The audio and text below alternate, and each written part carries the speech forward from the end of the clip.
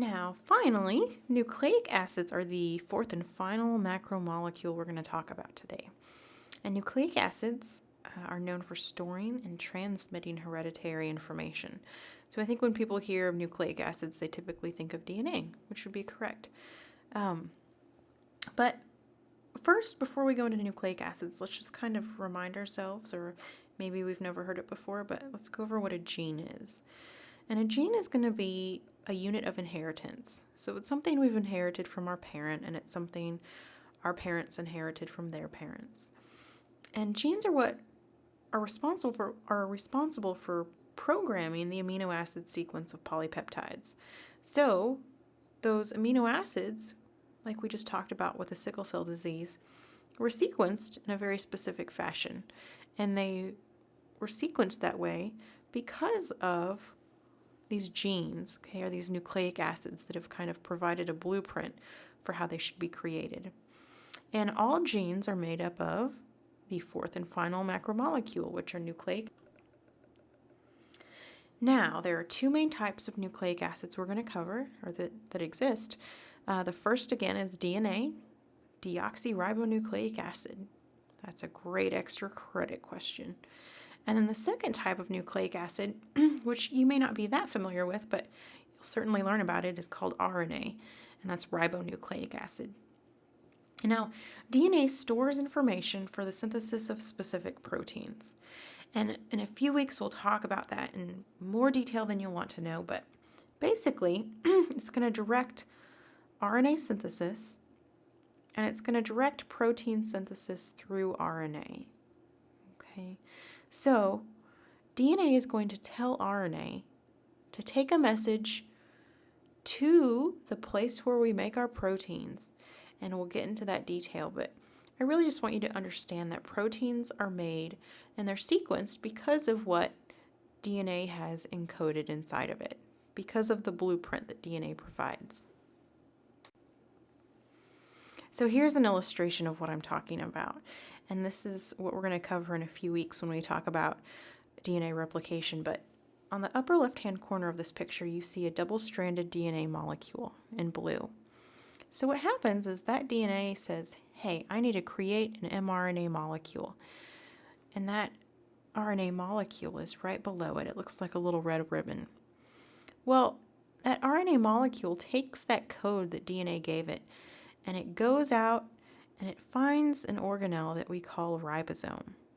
And we'll talk about that more later. You don't have to worry about that right now. But that RNA goes ahead and it starts to tell which amino acids to line up to start creating a protein. Well, again, we have the structure or these polymers that form when we talk about nucleic acids, just like they did in carbohydrates and just like they did in proteins. So we have to give them its own specific name.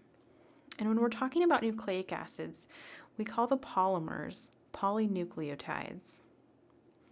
Well, if we have a polynucleotide, we have to have some monomeric subunits that are going to make it up. So we're going to call those monomers nucleotides. And nucleotide monomers are going to be made up of even smaller material that we call nucleosides.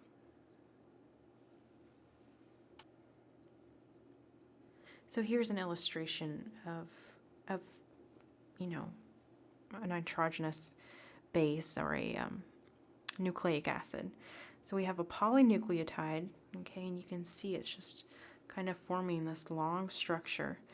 And in the middle, we have this kind of green shape, okay, that has 5 corners, and they call that a pentose sugar.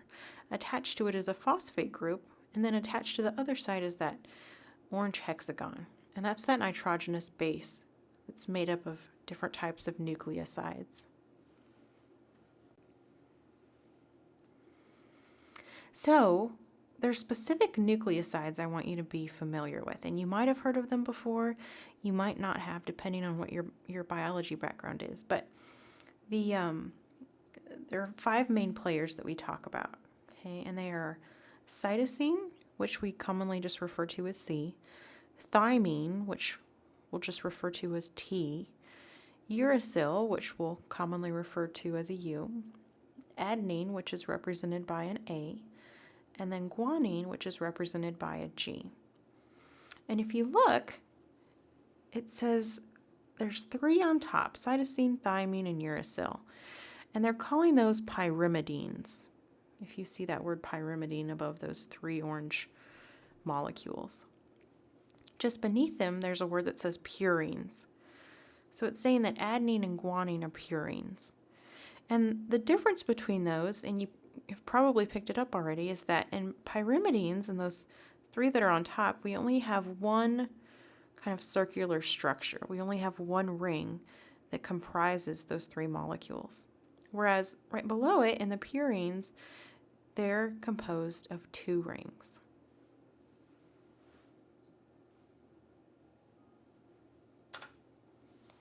All right, so the cellular DNA molecule that we're talking about, or the DNA double helix. Why do we call it a double helix? Well, it's a double helix because there's 2 strands that make it up and that make it what it is. So it says it has 2 polynucleotides that spiral around an imaginary axis. And I think everybody's probably seen a structure of a DNA molecule, somewhere. But you see how it's just 2 strands that kind of circle around one another. And they form the structure that's called a double helix. And it says it consists of 2 anti-parallel nucleotide strands. And we'll talk about why it's anti-parallel in a little. So again, here's just an illustration of a double helix or a DNA double helix. But when we start to talk about DNA replication, we'll really get into what these different nitrogenous bases are doing and who's pairing up with who and why we call it anti-parallel.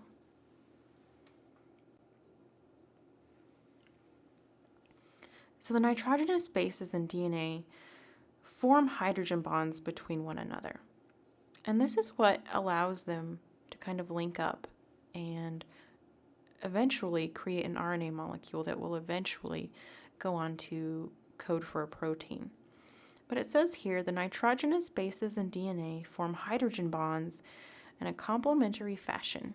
It says A, which if you remember is adenine, can only pair with T, which is thymine. And on the other hand, C, which was cytosine, can only pair with G, which we called guanine. So if we're talking about a DNA molecule, remember that A is always going to pair with T, and C is always going to pair with G. And so if we're talking about DNA, there's 4 nitrogenous bases that are going to exist in a DNA molecule: thymine, cytosine, adenine, and guanine. Well, you might ask yourself, I thought a few slides back we said that there were 5. Well, one of them's missing. Well, that one that's missing is called uracil. And what we're going to find is that nitrogenous base is only found in an RNA molecule. So in DNA, we only find these 4: thymine, cytosine, adenine, and guanine. And again, here's an illustration of our double helix. And you can see we have kind of our phosphate sugar backbone, and between them are our nitrogenous bases. And I said that certain nitrogenous bases pair up with certain other ones. So if you look in the very middle of this picture, we have a T that's bonding with an A. Well, that would make sense, right? Because we said that T only bonds with A. If we move down, it says G is bonding with C, which that's what we would expect because we said only those 2 can bond together. And you can see how that pattern continues down the molecule.